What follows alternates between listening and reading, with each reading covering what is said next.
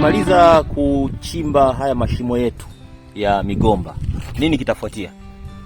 Tukimaliza kuchimba mashimo ya migomba, kinachofuatia kwanza ni hizi kwanza mboga tuziweke vizuri. Tukishamaliza sasa hizi mboga ndio tutaingia sasa kama ni kulima, tunaandaa maeneo sasa kama kupanda mahindi ndio au kupanda hizi maharage. Kwenye mboga umeandaa kitalu cha mboga yoyote? Bado tunasubiria kwanza zikue. Kwa hiyo kuna ambazo umeshazipanda, umeziotesha. Ni mboga gani? Chinese ndio, nyanya chungu ndio, na hii nyanya tu ya kawaida. Na nyanya kawaida. Kwa hiyo hapa site unaweza kupata mboga na wewe ukala, kama itabakia ziada unaweza ukaiuza, sio? Basi mimi nakuahidi kwamba kama hizo mboga utazilima kweli kisasa na maji hapo pale ya kutosha tu. Kama utalima kisasa, mimi nitakuletea mashine ya kumwagilia. Sawa? Na pia utakapoanza kuvuna, wewe mwenyewe unaweza ukala kwanza, maana cha kwanza ili ufanye kazi vizuri lazima ule ushibe, sio?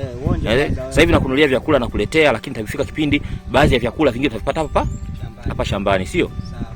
Na kama vitakuwa vinapatikana vya ziada, niko tayari kuandaa vifungashio vizuri ili uanze pia kuvifungasha vizuri na kuwaruhusu watu wa sokoni waje wanunue waweze kauza kule sokoni.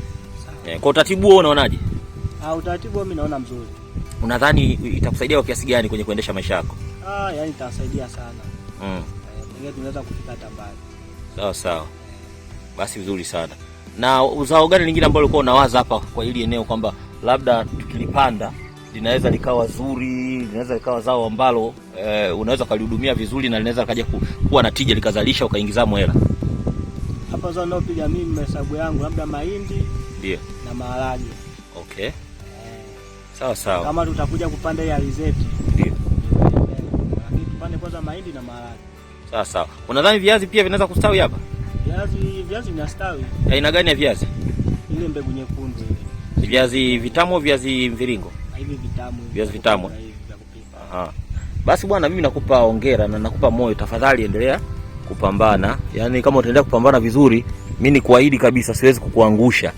Mimi niko nyuma yako kuhakikisha kwamba kila ndoto yako wewe ya kuhakikisha kwamba hapa mahali unapofanya panakuwa pana maisha, mimi nitaitekeleza, nitaitimiza. Kwa hiyo cha muhimu na wewe unipe moyo.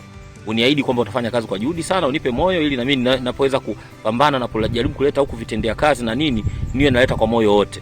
Basi haina shida. Mimi kazi nitafanya kwa moyo mmoja. Nitajitolea kwa nguvu zangu zote. Shida tu tumalize haya mashimo ya migomba haya. Tukishamaliza mashimo ya migomba. Basi kinachofuata sasa tunajua ni hizi kazi ndogo. Maana kazi kubwa bwana ndio hii.